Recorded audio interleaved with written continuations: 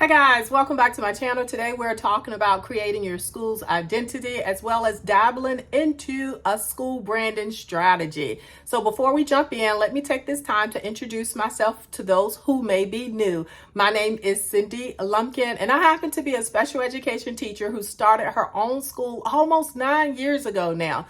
This video that you're watching now is a part of a series of videos that I did helping other teachers like me, like you, or parents who are interested in starting small schools. One more thing. As you're watching, if this video adds value to you on your journey, please give me a thumbs up. Please leave a comment below. It really does help my channel. So if you would do that for me, I would greatly appreciate it. All right, let's go ahead on and jump in. So our first module is creating your school's identity. And this is going to be so fun, okay? So some of it, you guys are going to be like, oh, I know this, but I think you are going to learn a lot. I'm going to say some things that are going to make you go, no matter where you are in the process, okay? So stay with me. I love this quote. Brand is just a perception, and perception will match reality over time. That's right. If you build a great enough brand, it's going to be something that you're not living up to right now.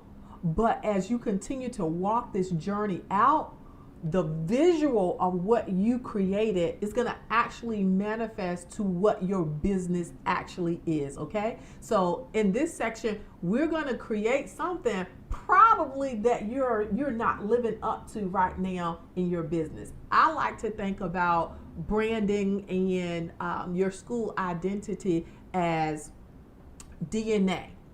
One is working on the inside, and then the other one is the visual, what's on the outside. But before we jump into that, I want to talk about the elephant in the room. Now, you may say, Cindy, what in the world is the elephant in the room? This is the elephant in the room. It is doubt. It is risk-taking. It is discouragement, and it is being lonely. Even though you guys are doing this in a group, you are going to feel isolated because you are doing something that most teachers do not do. You are doing something that most teachers do not have the courage to do.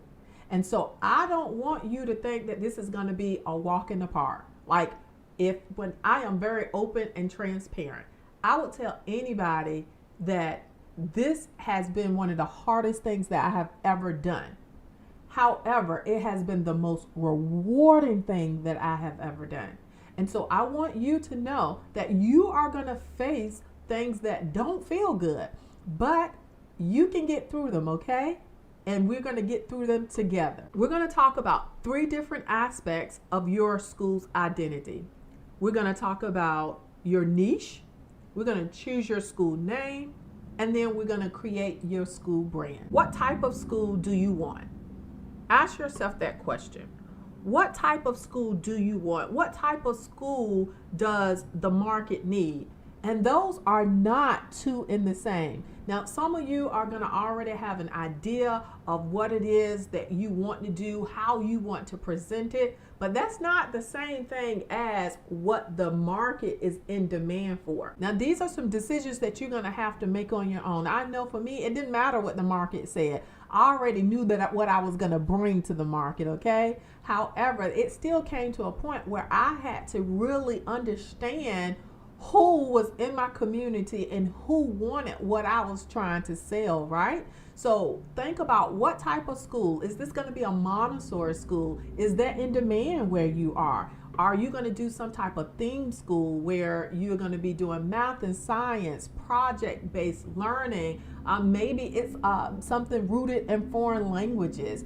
What type of school do you want, right? And then think about it. Is this something that your community is in need of? What grades will you serve? All of these things you're going to have to think through. You may say you want to serve K through 12, and that's fine. But it's probably going to be better for you to scale that back to a smaller group and then work your way up. And so all of these things you're going to have to think about and wrestle with to see what is best for you in your business. Let's talk about traditional versus the non-traditional. I love what space we are in now because we don't have to just have a brick and mortar. That is what I started out with. Currently, I'm doing a hybrid, and I'll talk to you a little bit more about that in a second. But because of the way education had turned, some people are finding that they can do an online school, right? So what type of school do you want?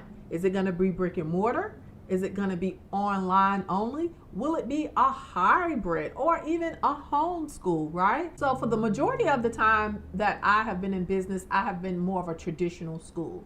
This year we are running a hybrid program because I needed to take a step back and kind of regroup, okay? And so we do face-to-face 3 days a week, and then we do online learning 2 days a week. That's actually a model that somebody can continue as long as your parents are okay with it. And I am still thinking about next year whether or not I am going to do 4 days a week. So I don't know, but all of those are options, and they are such beautiful options that can work for you or even the clients that you will eventually serve. Now, speaking of the clients that you will eventually serve, here is one of your homework assignments. You have to think about who that person, who that parent is that you're going to be marketing to. Who is that student that you are going to be serving in your school? So you're going to create an avatar, a parent avatar, as well as a student avatar. And an avatar is just basically a fictitious character that represents the person that will consume your service, that will benefit from your service, okay? And so in order to create this avatar, you're first gonna name that person, okay? And I'm saying that person, even though I have a picture of a woman here, but the number two, after you name this person, or maybe we should have said demographics first, because number two is demographics. And demographics is stuff like age, gender. Now, I so happen to put a parent here because most of the time it is the female who is really making those decisions about education. I deal with women maybe 99% of the time. So it is always the mothers. So my avatar is a woman. Now, what would your avatar be? Make sure you give it a name. Then number two, we're going to talk about the different demographics. And on your homework sheet, I have a lot of different questions that I want you to go through and answer those questions. And as you answer those questions, it's going to create this person with these characters, okay? And these are the parents and the students that you are going to be targeting your service to. All right, so after you identify the demographics, we want to identify what their dreams and goals are. And so we're going to use these same 4 things for both the adult avatar as well as the student avatar. But for that parent, think about it. What is their hopes and their dreams and their goals for their student? Now, once again, it is so important that you write these things because later on, so many other things are going to hinge upon this. And you're going to see how all the pieces of the puzzle will start to fit together because you already have this information up front.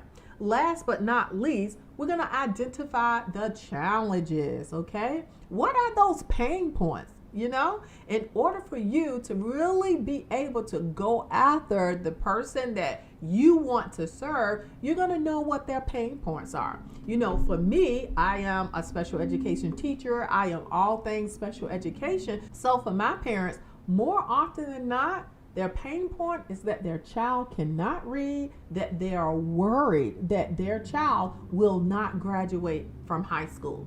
And I know that. And so that type of information I take into my presentations. I am very clear, like I have the solution for that pain point. So the more you can think of about your parents, the more information you can get on this specific person, is going to help you in the long run when you actually start doing marketing, when you start making Facebook posts and so forth. So I want you to take the time and really think about who this person is that you are going to spend a lot of times really marketing to, or this student who you are going to be serving in your school. All right, so now we are going to talk about a name. If you have not already named your business, then we are going to walk through this, okay? If you have already named your business, then this is just going to be a guide to make sure you thought about some things, and if you need to change, now is the time. You don't want to be changing. Once again, like me, I did not do these activities. And initially, when I started, my school was named Triumph Transitions Institute. That is a lot, okay? And so no little middle-aged person can connect with that, right? And so hence why we dropped all of that and we just said Triumph School. Matter of fact, my parents eventually told me that they did not connect with the transition part. Go figure. But anyway, so let's use this to help really make sure that the name that you are thinking about is really what you're going to use for the long haul of your business. Does another school exist with this name? Now, you might think that's a simple question, but it's so important, okay? One, because you don't want to cause confusion, right? You want your school to be unique. When people hear it, you want them to think of you. You don't want to be competing with somebody else with a name that is very similar. Are there any copyright concerns? Now, you cannot get in trouble for copying a name. However, a lot of the larger businesses have what is called trademarks in place that actually protects their name. So for instance, Kaplan. Everybody knows about Kaplan, right? The big, huge industry that does all of the testing. What if you decided you wanted to name your school Kaplan Academy? Well, I am sure Kaplan would have a problem with that, and they would be able to sue you. Why? Because that name is trademark protected. Now, Triumph School, is that trademark protected? No, it could be if I go through the process, but that is complicated right now, and I'm not at that stage. However, you don't want to infringe on somebody else's right, nor do you really want to create any confusion for yourself. So make sure that the name of your school is unique to you, unique to your community, and does not cause any confusion. How do you know, right? I'm sure your state or whatever has tons of schools and so forth and educational centers. Here's what you can do. You can Google search it. You can actually search it in your Secretary of State office. Then the third thing you can do is a private school review. Now, when I did this for the Secretary of State, I learned that there is a ministry called Triumph Ministries here in Georgia, right? I decided to continue on with Triumph, one, because I had a lot of emotional attachment, because I just knew that's what God had told me. And I'm still pretty much convinced that that is the name that God gave me. And I did not think that people would get Triumph Transition School mixed up with Triumph Ministries, right? And even now, Triumph School and Triumph Ministries, to me, it is distinctively different, where no one would get us mixed up. And so if you already got your name, hopefully that's the same for you. If not, then you have some decisions to make. And no, I'm not saying give up your name, but I definitely want you to be aware. Now, here's some other things that you need to consider. Is a logical domain name available? All right, so we all need internet real estate, right? And so there are not too many businesses that will survive and thrive without a website, right? It doesn't have to be some complicated piece of website that costs $1 million, but you do need a website. So you need to think, is a logical domain name available? Here's some things that you want to keep in mind. Is your name easy to remember? Ideally, is it easy to type?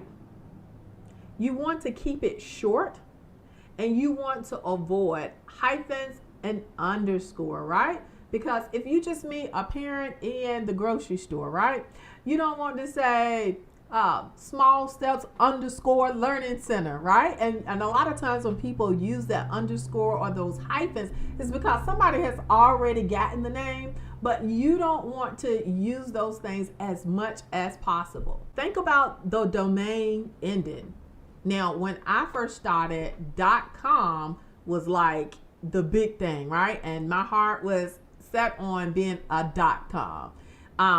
But now, because so many of the .coms I've already taken, there are lots and lots of other domain endings, right? And so, and that's a good thing, because you may have a name that you feel like is so closely to something else that the only way you can use it is by choosing a different domain ending. And so here are some, we talked about the .com, and a lot of them have ended. Then you got the .orgs, which a lot of the nonprofits and educational institutions do use. You have the .schools now. You have the .education as well as the .academy. So once again, if you have not gotten your website, you can start thinking about that and researching that to see if your domain is available. All right, so domain registries. Just these are like three of the top ones: GoDaddy, Bluehost, that's what I use, as well as HostGator. And you can go to those, type in the name that you want your domain name to do, and they will instantly tell you if it's available. If it's not available, they will actually give you alternate ways that you may be able to rename it so that you still can come close to what you're actually wanting. All right, so these domain registrars also offer additional services like web hosting and email accounts. Now, I do have an email account with mine, and Bluehost does do the hosting. So I think on a yearly basis, I have to pay like, it might be a couple of hundred, it might be 200 or 100, not that much whatsoever, right? And it does come with emails. So all of my staff have email addresses that's attached to my website. So mine is cindylumpkin@triumphinlife.com. But here's the thing. I no longer use it because I get thousands of junk emails sent there all the time. And yet I think I have to pay for some additional stuff in order for it to really filter out the way that it does. So now I just use good old Gmail. And so you can do that. Once again, this is your preference, and I just kind of want you to be aware and know what's out there.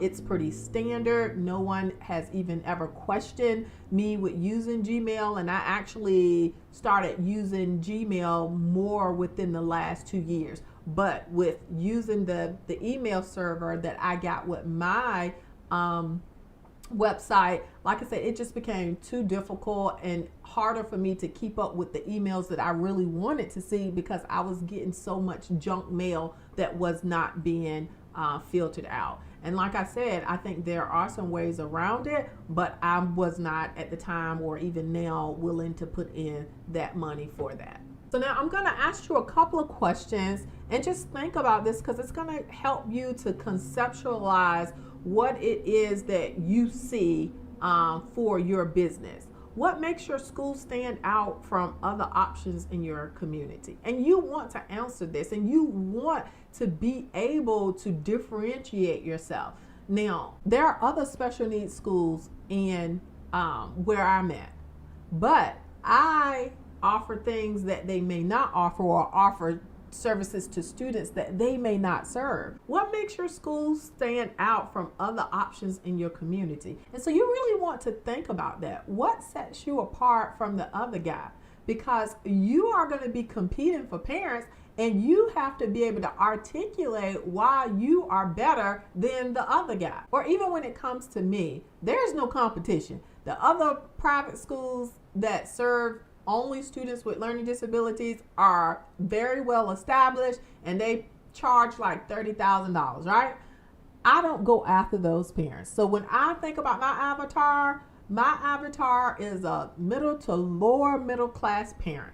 I offer my services to that group because what I found, if they were higher middle class on up, they had the money or whatever the savviness that they needed in order to access the school that has been around for ages, that has a ton more resources than me. So I don't even market to them. I know who my people are, right? And so when I did that work that I was telling you about with the avatar, I knew that I was marketing more so to that demographic. Now, have I gotten students who come from a higher income bracket? Yes. But the thing about the avatar is like, who do you serve more? And the reason why I got that student though, it was because I offered something for that particular student that the other schools did not offer. So now you're going to see where all of these things are starting to come and to connect. And I promise you, we're going to hear more about the avatar a little bit later on in some of our modules later. Here's the next question. How do you want to be perceived by your community? Really important. How do you want to be perceived by your community? And as you come up with answers, this is going to help you to really bring that brand in so that you have something that you can present to the world that you are very proud of. Why would parents send their kid to your school? That's a good question. And you're going to have to be confident, right? Like sometimes I have gone on and asked parents, like, what was it that you saw in me? And a lot of times it was your passion.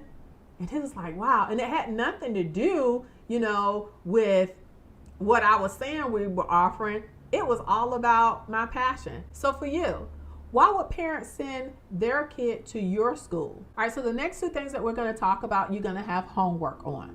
You're going to have to come up with your core values. These are your beliefs, right? These are the principal guiding characteristics of your organization. What are your core values? What is your mission statement? Now, here's the homework. You're going to write your mission statement and you're going to come up with your core values. Now, when you're thinking about your core values, I would say maybe 7 or 6. You don't need a whole bunch of them. But you definitely need something that is really going to ground who you are and what you're presenting. So I want you to come up with maybe about 7. Now, let's also look now at how you can develop this mission statement if you haven't already. And if you have, then you're going to test it against these things, okay?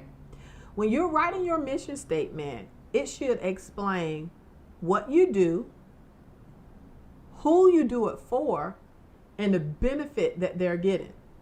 And it should be really brief. I found a short little YouTube video that you can watch that is going to tell you a little bit more about it and walk you through this step of one, writing a mission statement, reflecting what you do, who you do it for, and the benefit that they're getting. All right, so here comes the fun part. We just did what I call like the DNA stuff, right? Some internal stuff that you're going to have to reflect on and so forth. But now we're starting to put some clay around it, right? And so this is the visual. This is the part that people will immediately see from your brand. Do you have a school mascot?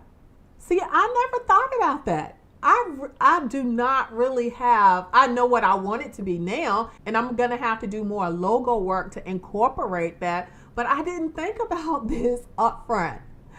What mascot? Do you want a mascot? You really don't have to, but this is all up to you. I think it's very important because it helps to build culture, right?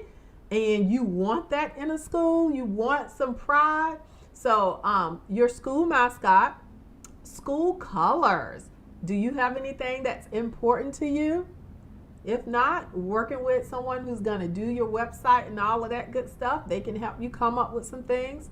I just kind of went with the colors that someone eventually gave me with my logo, which I like. But once again, I told you guys I did not have the benefit of really going back and doing this type of work even before I did mine. And your brand is much more than just the logo, and it's much more than just the colors. So it's really important, once again, for you guys to really walk through this and think about this. And I know I keep saying it's important because it is important.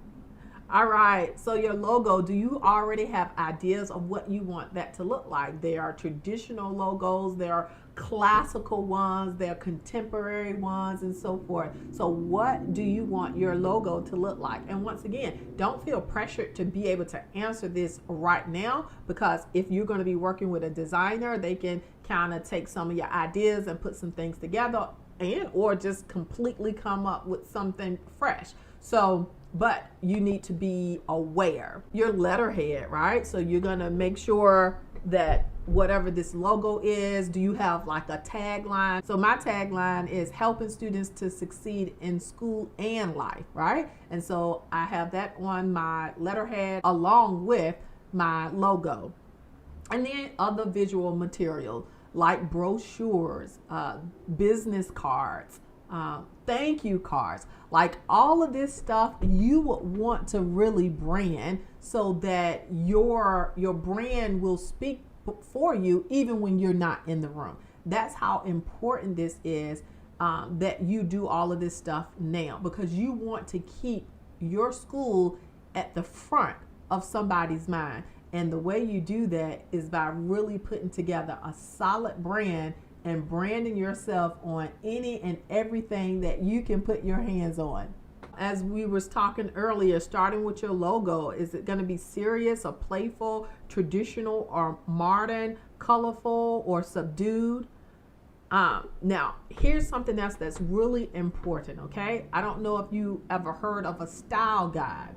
And yet, I think I got a little bit of this. It didn't go as much into depth when I got mine, but a style guide is basically the do's and don'ts of your brand, right? So generally when someone makes this, once they get your colors, they will also include complementary colors, right? Then you would get your fonts. And those fonts are generally fonts that complement each other. And why do you want this? Because it really does go a long way in really having a cohesive brand. It will help you to have one cohesive brand throughout your website and all of your social media platforms. So the style guide is your handbook for your brand. It helps you to maintain a consistent style, and I need for you to keep this on file. Once again, I'm going to be totally transparent. Like someone asked me when I told them that I needed like some adjustments made, they was like, well, where is the zip file? I have the slightest idea, because I was building this baby in the air, right? So this time around, I'm being a lot more organized. So make sure you have those things and email them to yourself. That's what I am discovering now, that it is good for me to just send it on over to whatever email and then put it in a save file, and then it's always there. Also, if you are going to get someone to help with this, ask them up front. Like, tell them that you want your complementary colors, you want your colors and the names of your font, so that even when you create your own memes and so forth, that you can use the same colors as well as the same fonts. All right, so you know you're gonna have to invest in a website. Now, it could be something you totally do yourself. I've seen people who have done their own websites with, I think it's like Wix and other ones, and you could totally do it. I do not have the brain. I can't sustain that. You guys, you have it, but you know you want that. Social media accounts, like you want your Facebook account, you want an Instagram or a YouTube. And I'm not going to say you have to have all of those, but whatever medium you feel like you connect best with the people that you eventually are going to serve, you need to have a presence, and a strong presence. Now, for me, my personal brand as well as the school brand is almost kind of, they bump all the time, and that's not a bad thing. Like, I use my personal brand to help market my school, And so, I'm always putting my face out there and doing, whatever. I know some people are not as comfortable being on social media, and it's not a right or wrong thing, because if you have a brand and if you put it out there enough, people will get to know your brand, and they don't need to know you. I did not have a strong brand. So people know me, and then I attach my brand to it. So I am going back. But I think you guys all understand the importance that social media really plays. And it's going to be, when you start talking about marketing, it's going to be the biggest bang for your buck, especially being a smaller school. I have recently started using Canva. And Canva is awesome if you already have a business structure. If you're a nonprofit, then you can get the upgraded version for absolutely free. And I do think they have a free version that may not have all of the bells and whistles. And I think it is maybe not that much anyway. But the reason why I love Canva is because when I do get someone to do things for me, and when I finish getting my logo redone, I am able to put the exact color code in Canva. So every time I go in there and use it, I can just click on my color code, and it's going to instantly give me the different colors for my actual brand, as well as the fonts. So definitely look into that and see if that's something that you can use. If you are needing someone to do this for you, I have gotten work done on Fiverr. I have gotten work done on Upworks before. And right now I am currently vetting a designer that lives in Canada. And I think I'm going to be working with her.